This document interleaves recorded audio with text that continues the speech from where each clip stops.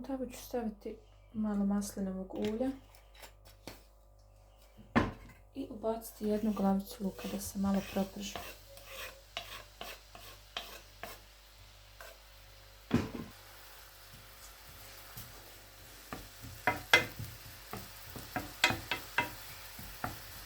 Sada ću dodati otprilike jednu malu kaškicu koncentrata paradajza i jednu malu kaškicu ove pasti od paprike.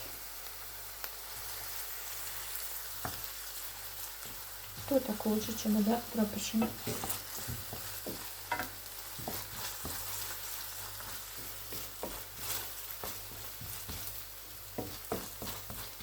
Sada ću dodati 100 do 150 grama špinata i unutra sam narezala 2 mala čehna bijelog luka. Ovo izgleda puno sad, ali tu ću se brzo da proprži i bit će malo.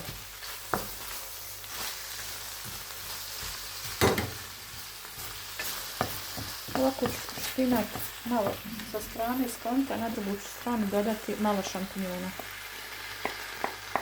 Isto jedno 100-150 grama.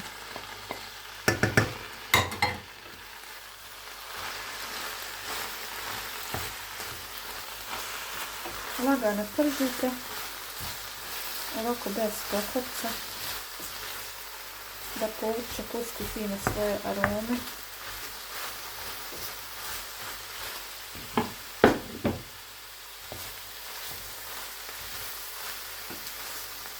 A već je počelo da miriše prelijepo.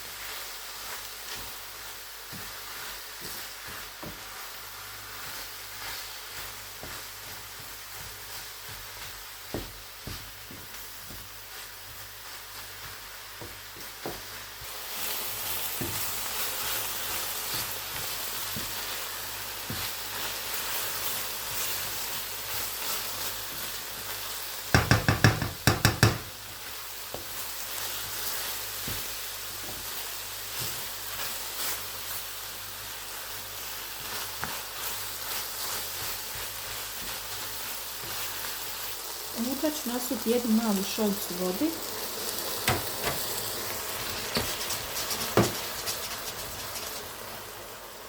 I poklopiti jedno 5 minuta ovako da se povrće baš dobro omekša. A temperaturu smanjite na srednje.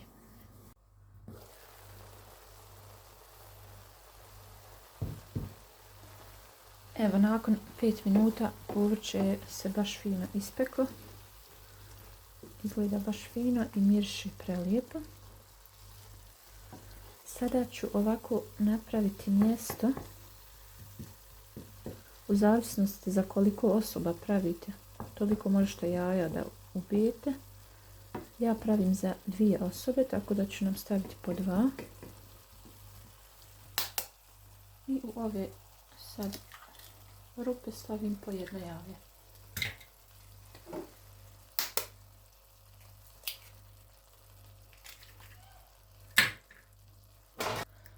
Stvarno je i ukusno i zdravo i dugo će vas držati siti. Baš prelijepo.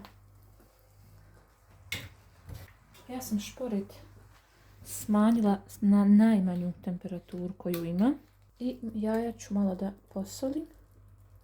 Pošto u onoj pasti od paprike i paradajza ima već soli unutra, ovo drugo nisam ništa solila. I malo ću bibera staviti. Ovo vi možete sebi da korigujete što se tiče začina kako vi volite. I malo ću čilija, malo trunkicu jednu ovako od ozgo da pospim. I opet poklopim i sada pečete u zavisnosti kako volite da se jaje ispeče.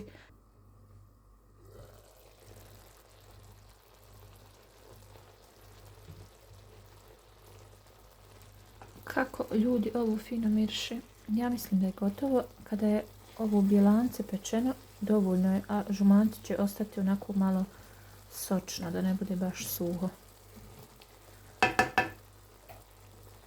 Preko ću posuti malo vlasca friškog. Vi možete peršun ako imate ili ne znam što volite. Uskoro će nam ako Bog da i Ramazan, pa ovo vam je super ideja ovako za sehur ako volite nešto vruće da pojedete.